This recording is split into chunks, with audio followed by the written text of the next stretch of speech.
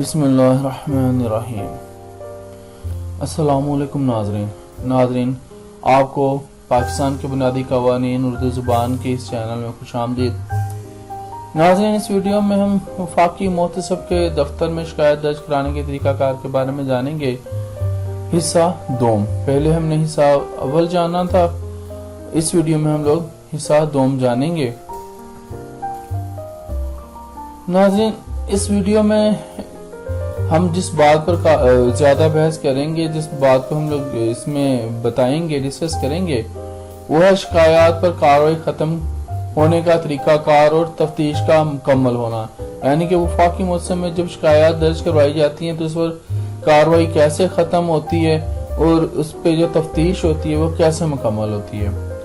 ناظرین، تفتیش کا عمل کسی معاملہ یعنی کہ کیس میں وفاقی محتسب کی موجودگی سے ختم کیا جاتا ہے جب الف معاملہ یعنی کہ کیس میں بد انتظامی نہ پائی جائے، بے جب ایجنسی کے متعلق شکایت کی گئی ہو وفاقی محتسب کے دائرہ اختیار سے باہر ہو،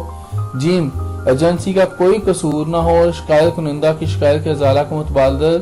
طریقہ کار قانون میں موجود ہو، دال شکایت کنندہ نے ضروری معلومات یا ضروری کاغذات فراہم نہ کیے ہوں یا یاد دہانی کے باوجود ارسال نہ کیے ہوں، ہے شکایت کنندہ کی داد رسانی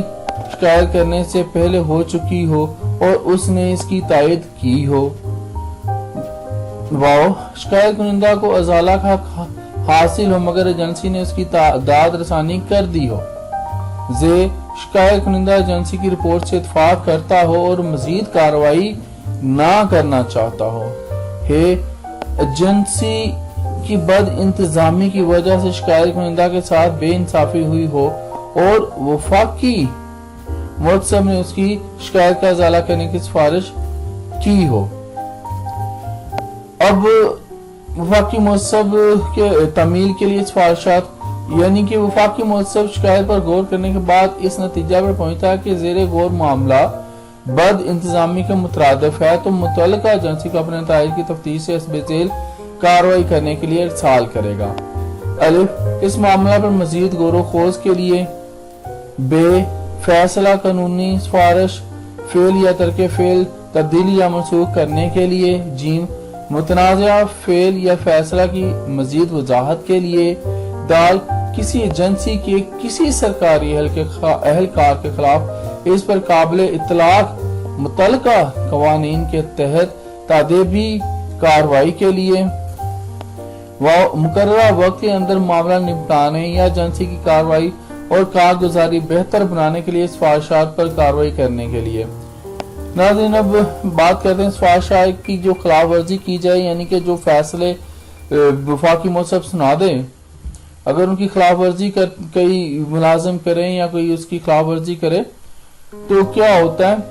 نمبر ایک، اگر وفاقی محتسب کی طرف سے کی گئی سفارشات کی تعمیل کے سلسلے میں کسی ایجنسی میں سرکاری اہلکار کی طرف سے خلاف ورزی ہو تو وفاقی محتسب معاملہ صدر پاکستان کو بھیج سکے گا۔ نمبر دو،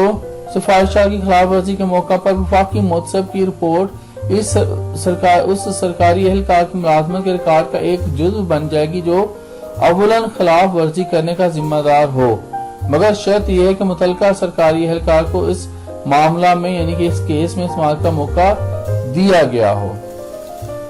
اب توہین کی سزا کا اختیار، وفاقی محتسب کو اپنی توہین پر کسی ایسے شخص کو سزا دینے کا مناسب تبدیلیوں کے ساتھ وہی اختیار حاصل ہے جو عدالت عظمیٰ یعنی کہ سپریم کورٹ کا حاصل ہے۔ صدر کو عرضداشت جس کو ریپریزنٹیشن کہتے ہیں وہ پیش کرنے کے بارے میں اب بات کریں گے۔ اگر کسی شخص یا ایجنسی کو وفاقی محتسب کے فیصلے یا آرڈر سے ضرر پہنچے تو وہ 30 دن کے اندر اس فیصلے یا آرڈر کے خلاف صدر پاکستان کو